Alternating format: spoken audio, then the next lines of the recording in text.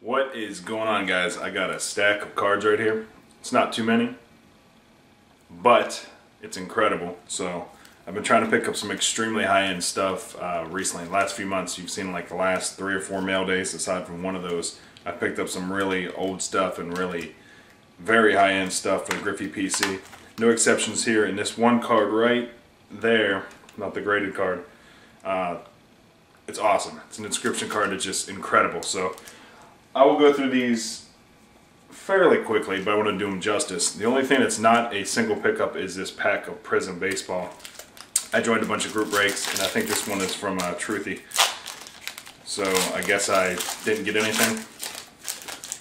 I don't remember. It showed up in the mail, and actually thought that I got some hits, but apparently I didn't. So yeah, I think he just sends packs now if I skunk or something like that. So anyway, there's nothing in here except for this very nice looking, the green refractor of Trevor Bauer. And that's not bad because Trevor's pretty good. But green refractor, Trevor Bauer. Does not appear to be numbered. But, you know, cool. Okay, get right into these. And we'll kind of save the best for last, but we're starting out pretty strong. So the only non-autograph, I think, or at least, yeah, the only non-autograph I got was this. So, long story short, I won't keep you on this one. This is the Star 1989. There's 22 of these, not counting the promo cards. There's a yellow set and a white set based off the back of the cards. But anyway, this is a Mint 9. I only collect the BGS. So I even buy PSA 10s. Like I showed you, I think the Fleer Glossy that I picked up, which is huge, they sell, you know, over $1,500 in PSA. I'll buy a PSA 10 for, just using that specific card as an example, I'll buy that for $1,500, re-slab it with BGS, it'll be worth $1,000. So I'm killing myself in value, but I prefer BGS's case and look, and I also I don't like PSA at all, and I'm not doing it for value. So the only time these cards will get sold is when I die, so it's free money to whoever gets it. So whether that's wife, kids, whoever, it's free money to them. I'm not selling it, so it doesn't matter what it costs or what it's worth to me. Although I prefer it doesn't tank in price. But anyway, I'll move on. This I will show you when it comes in. Not very important. It's an immaculate autograph. It's card number 27. It's going to be a blue 1 out of 10, but I'll show that when it actually comes in.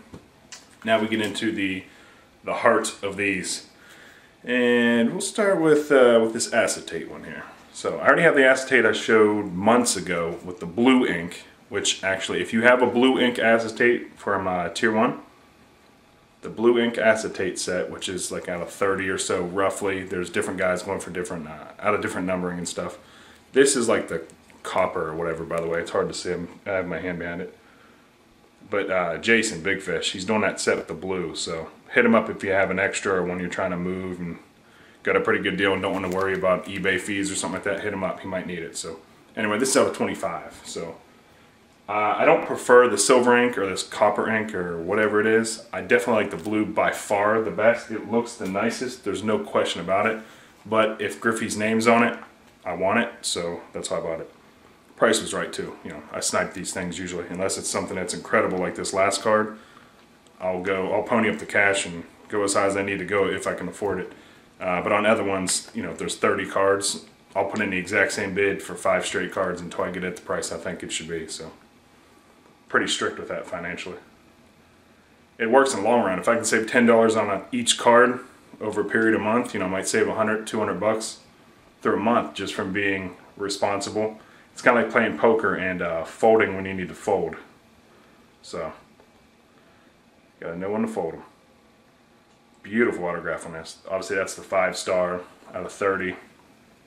So this card out of 30, and there's obviously other variations of the rainbow. I don't care about getting the rainbow, so if I don't get any other ones, that is fine. But also if I have a chance to pick up the rest of the rainbow, I certainly will pick it up if the price is right and I have the money at the time. But I prefer to have different looking cards. Behind this one, I've had one before, like the little store behind it. Maybe you saw that one, I don't know, 6 months ago or something like that. But I traded it for a different Griffey. A guy was putting together the 5-star set. Obviously I don't get rid of Griffeys, but he had an equal value Griffey that I needed as well. So we traded, knowing that I could pick this up later. He's trying to finish his set. And he did finish the set, but he's not on YouTube, so I can't really shout him out. Okay, 3 cards to go. This one is a buyback. So obviously got the COA that comes with it. SP Authentic. It is, the card is the 93 All-Star card, which should be SP 1994 would be the card, I believe. Pretty confident of that. So let me see here. Oh well. But the quality autograph is very nice. It's actually better than I thought it would be. I thought it might have some bubbles in it. It's hand numbered to 34. I actually picked this up for like 140 bucks shipped, so that surprised me. Because the old SP cards are pretty rare and expensive and hard to get in good condition. It's pretty good condition. The edges are a little soft, I guess. The corners and stuff are fine though. By the way, got the Griffey gear on. I have tons of Griffey gear obviously, so you guys aren't shocked, but got the Swingman gear on because it's a chilly mid-60s in Houston, Texas. Beginning of November. Got this dual Ultimate Collection, Griffey Jr., Griffey Sr., both on card. I love that they're on the same team because too often these guys do get put together, as they should. It's a great combo. But they played on the Mariners together. They didn't play on the Reds together, but they both were on the Reds. So having them on the same team in the pictures, I like.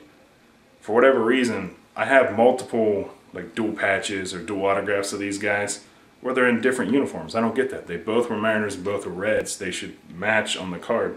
Whatever team they choose, I don't care. Just it should match. But I don't know. I'm not a card marketing director or whatever. Maybe I should be. Man, this card is freaking sweet. I did get one other thing here. Not cards, but shoot, can't afford it. I told some of you guys before, I always buy one touches and stuff like that. I buy them by the case. So I got some new for the 35s.